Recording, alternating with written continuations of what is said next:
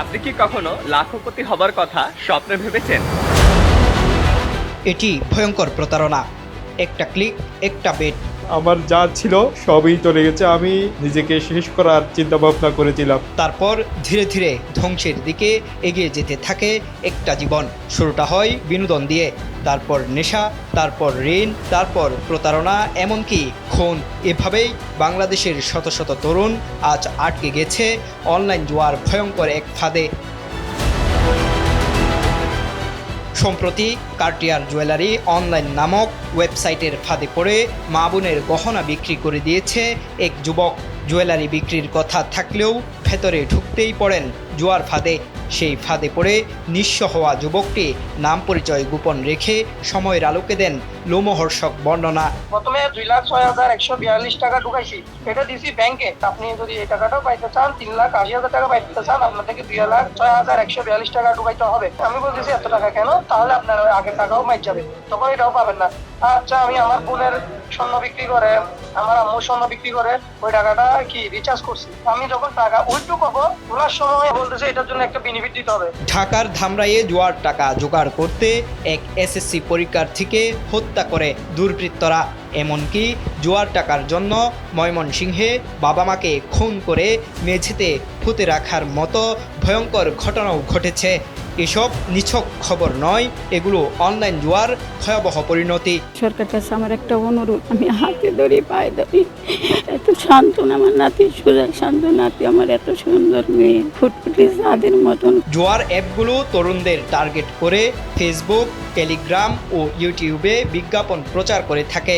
Cricket ম্যাচের run কিংবা out নিয়ে বাজি ধরে সেখানে জড়িয়ে ফেলা হয় তরুণদের। অতপর দেওয়া হয় বোনাস, তারপর কেড়ে নেয় স্বপ্ন, পরিবার এবং সর্বোপরি ওই যুবকের ভবিষ্যৎ। আপনি কি কখনো লাখপতি হবার কথা স্বপ্নে ভেবেছেন? তাহলে এটি হতে পারে আপনার জন্য সুবর্ণ সুযোগ। আমাদের গেমটি ডাউনলোড করার পর 5 মিনিটের মধ্যে আপনি যদি পরপর 5টি জ্যাকপট হিট করতে না পারেন, তাহলে আমাদের গেমটি ডিলিট করে দিবেন, কোনো সমস্যা নেই। 1x bet, most bet, stake, 22 bet, cricket betting, ক্যাসিনোর ফাঁদে ফেলে সহজে টাকা আয়ের লোভ দেখিয়েই অধিকাংশ প্ল্যাটফর্ম তরুণদের আসক্ত করে তোলে। তারপর পা দিলেই হতে হয় নিঃস্ব। তথ্য বলছে দেশের অন্তত 50 লাখ মানুষ অনলাইন জুয়ায় আসক্ত। এর মধ্যে ঢাকাতেই 32%, যার বড় অংশ যুবক। যত দিন যাচ্ছে বড় হচ্ছে জুয়ার ফাঁদ। প্রতিদিন হাজার হাজার টাকা চলে যাচ্ছে অজানা অ্যাকাউন্টে। একটি ক্লিকেই শেষ হয়ে যাচ্ছে কারো শিক্ষা জীবন, কারো সংসার।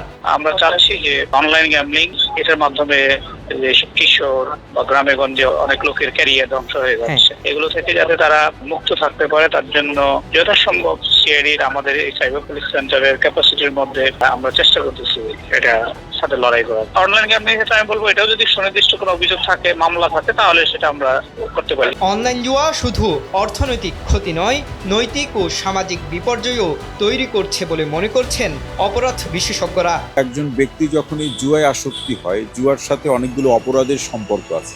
অর্থ সংগ্রহ করার জন্য চুরি করা, অপহরণ করা, ডাকাতি করা, কারো গুরুত্বপূর্ণ কোনো জিনিস সেটা অনুমতি না নিয়ে বিক্রি করে ফেলা, এবং আমরা আরও ভয়াবহ চিত্র দেখছি যে জুয়ার অর্থ সংগ্রহ করার জন্য হত্যার ঘটনা পর্যন্ত ঘটেছে।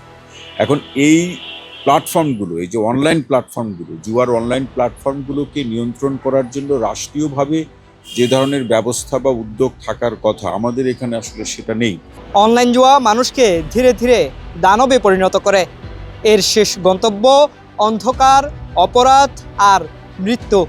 জাহেদুল ইসলাম আরিফ, সময়ের আলো, ঢাকা।